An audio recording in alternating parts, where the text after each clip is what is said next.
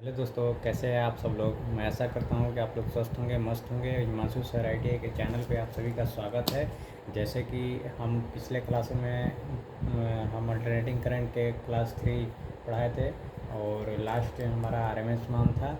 और आज हमारी अगली क्लास है जो कि हम सबसे पहले आज आप लोगों के सामने औसत मान पढ़ाने वाले हैं। तो औसत मान किसे कहते हैं ये मैं आपका डिफिनेशन लिख चुका हूँ मैं आप लोगों के समय की बचत के लिए। तो आइए डिफिनेशन के माध्यम से हम समझते हैं कि औसत मान किसे कहते हैं। जब किसी प्रत्यावर्ती विद्युत धारा अथवा वोल्टता के आधे चक्र के तत्कालिक मानों का औसत ही औसत मान कहलाता है। पिछले क्लासों में हमने आपको बताया था कि अगर आपको औसत निकालने आ रहा है तब तो कोई दिक्कत नहीं है। तो आइए औसत मान का डिफिनेशन जो हम पढ़ें उसके बारे में थोड़ा सा समझते हैं। यहाँ पे कह रहा है कि जब किसी प्रत्यावर्ती विद्युत धारा का मतलब कि एसी करंट के द्वारा अथवा वोल्टता के आधे चक्र के तत्कालिक मानों का औसत ही औसत मान कहलाता है। अब यहाँ पे फिगर के माध्यम से समझते हैं कि आपको क्या कह रहा है। ये कह रहा है कि वोल्टता के आधे चक्र। अब आपके सामने सवाल आएगा कि सर वोल्टता के आधे चक्र क्या होगा, कैसे होगा। तो देखिए हम समझते हैं यहाँ पे वोल्टता के आधे चक्र क्या होता है। ये एसी का फिगर मैं बना रहा हूँ। ये मेरा एसी का फिगर हो गया।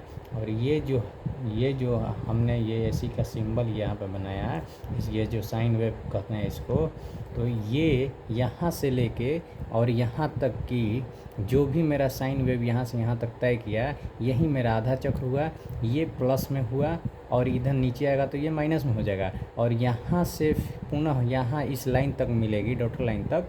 तो हम इसको क्या बोलते हैं, यहाँ से यहाँ तक पिछले क्लास में हमने बताया था 1 साइकिल, ठीक है। लेकिन यहाँ पे आपको कह रहा है कि आधे चक्र। तो आधे चक्र का मतलब यहाँ से यहाँ तक ही मेरा आधा चक्र हुआ, ठीक है दोस्तों। इसी के बारे में वोल्टता के आधे चक्र यहाँ से यहाँ तक के बात कर रहा है।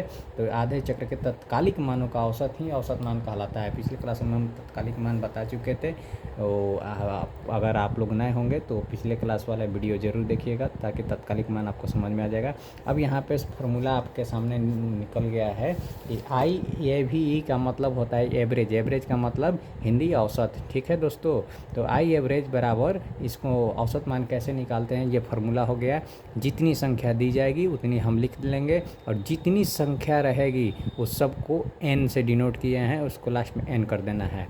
ये आपका औसत मान निकालने के लिए। और इसका करंट मान हम लिख चुके हैं, इसका मान डायरेक्ट हमने लिख चुका हूँ। आई एवरेज बराबर होता है 0.637 आई मैक्स का मतलब मैक्सिमम। पिछले क्लास में भी हमने बता चुका था। और आई का मतलब होता है करंट, ठीक है। और ई एवरेज ये करंट के लिए फार्मूला हुआ, ये आपका करंट का हुआ। और ई का मतलब होता है वोल्ट। ई को हमने डिनोट किया हूँ वोल्ट से। और ई के जगह पे हम भी लिख सकते थे, ठीक है। इससे कोई दिक्कत वाली बात नहीं है। या तो ई लिखिए या भी लिखिए, कोई बात एक नहीं है। ये वोल्ट के बारे में बता रहा है, ठीक ना। ई एवरेज बराबर इसका भी मान हमने डायरेक्ट लिख चुके हूँ 0.637 ई मैक्सिमम। ई का मतलब वोल्टेज मैक्सिमम, ठीक है। और यहाँ पे हमने डायरेक्ट इसका पुनः रिजल्ट हमने निकाला है। ये फार्मूला बन के सामने आपके आए हैं। आई एवरेज बराबर आई नॉट बटा π/2। तो π/2 इसको हम लोगों ने कैलकुलेशन किया तो ये 2 जो है आई नॉट के ऊपर चले जाएंगे तो ये इंटू में हो जाएगा, यानी 2I0 यहाँ पे हमने लिख चुके हूँ 2I0 अब बटा पाई। और पाई का मान होता है 22/7। ये कैलकुलेशन करके निकल चुका है 0.637 I0। ये इसको हम जीरो भी बोलते हैं या फिर I0 हम बोल सकते हैं, ठीक है।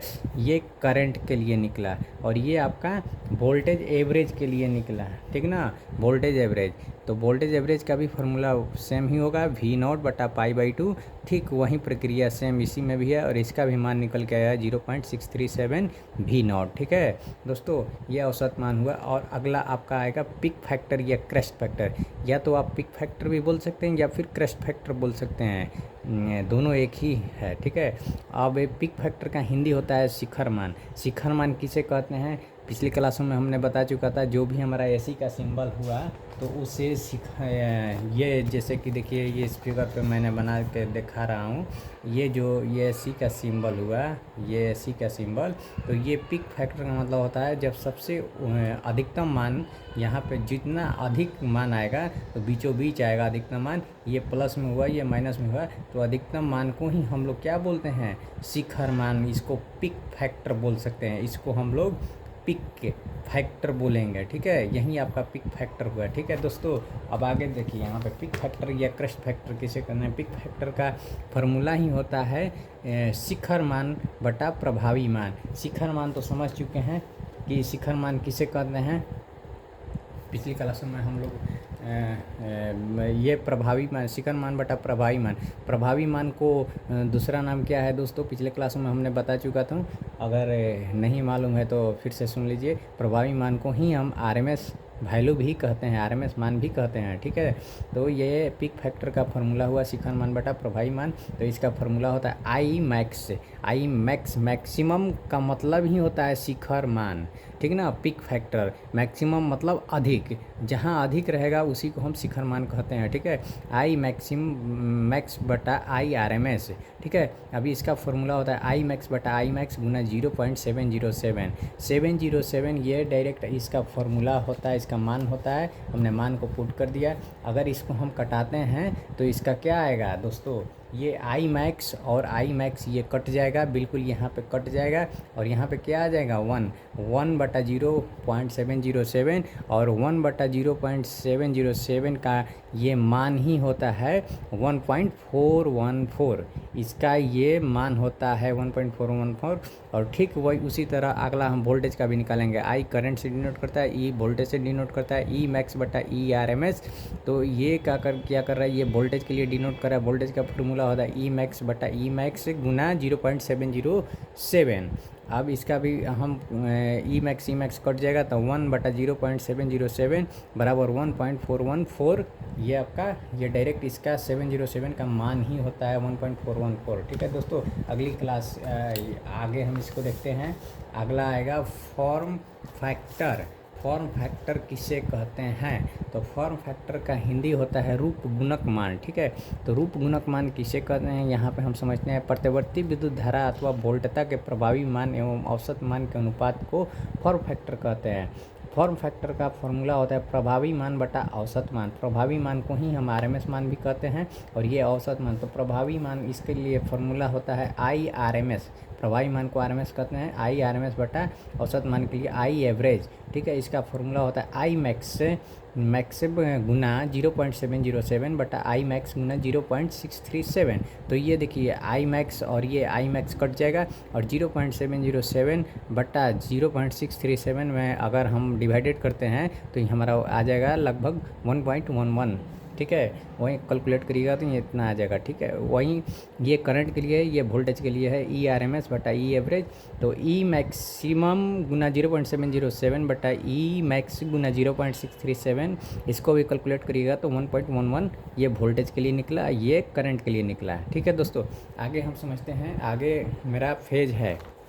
फेज किसे कहते हैं, तो फेज प्रत्यवर्ती विद्युत धारा अथवा वोल्टेज के किसी क्षण पर दिशा उसका फेज या कला कहलाती है। फेज को ही हम कला बोलते हैं। ठीक है, प्रत्यवर्ती ऐसी करंट या वोल्टेज के किसी क्षण पर, किसी क्षण वहीं तत्कालिक मान वाला आ गया, किसी क्षण पर दिशा या उसका फेज या कला कहलाती है। अब यहाँ पे आपके सामने आएगी कि सर इन फेज किसे कहते हैं, तो देखिए इन फेज के लिए भी डिफिनेशन है। यदि दो विद्युत धारा एक ही फेज और एक ही आवृत्ति पर परिवर्तित हो रही है वह इन फेज कहलाती है। आइए फिगर के माध्यम से समझते हैं कि इन फेज किसे कहते हैं। ये इसे देखिए, ये मेरा वोल्टेज और करंट का ये फिगर हम सिंबल भी बना चुके हैं।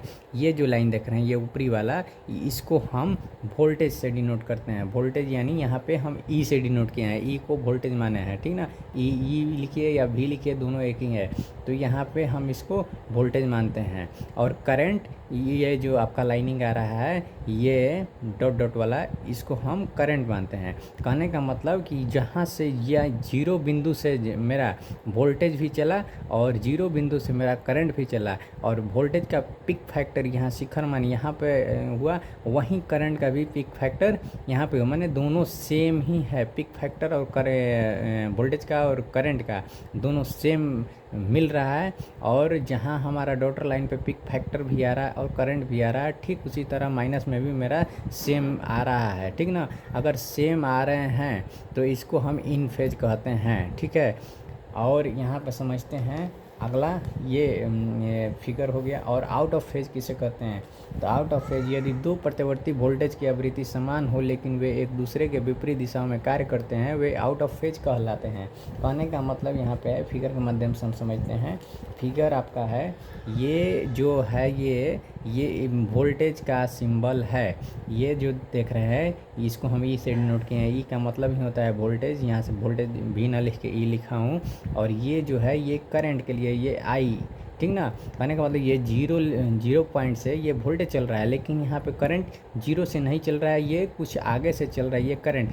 जब इसका पिक फैक्टर यहाँ पे है वोल्टेज का, तो यहाँ से ये पुनः नीचे आ रहे हैं इसका दिशा, तो ये करंट वाला क्या कर रहा है, करंट वाला अभी चल रहा है, अभी इसका ऊपर ही चल रहा है, जबकि ये नीचे आ रहा है, लेकिन ये क्या कर रहा है, ये ऊपर ही जा रहा है। जब वोल्टेज वाला साइन आपका नीचे की तरफ मुड़ रहा है, तो ये ऊपर करंट वाला भी ऊपर की तरफ है।